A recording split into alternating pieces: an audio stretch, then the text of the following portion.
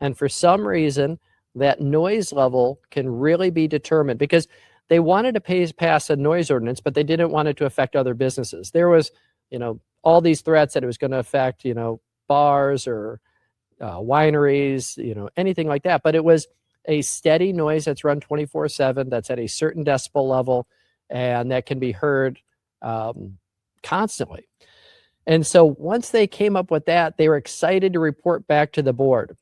And this October, the Democrats, mostly Democrats, DeShendra didn't join in with them, but the Democrats on the board, the 4 voting majority, said, let's get rid of the DCOAG. It was pretty shocking to a lot of us, but shouldn't be surprising. It was smash mouth politics. They came in and they said, one meeting at the very end, oh, by the way, let's get rid of the DCOAG. And everyone looked around, fairly surprised, really no notification given.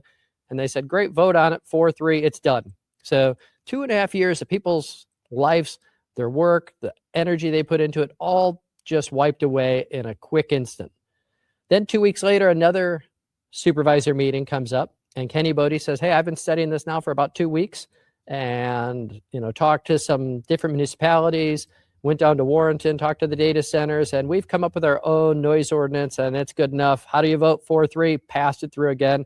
So the one thing that really struck fear in the data centers was going to be, is a community going to pass a noise ordinance that's going to be tough to get through? It was going to be the most restrictive noise ordinance recommendation in the country. And after all, we pass more data centers around residential properties. It makes sense that we would also lead the country in protecting the citizens from the noise levels that they're having.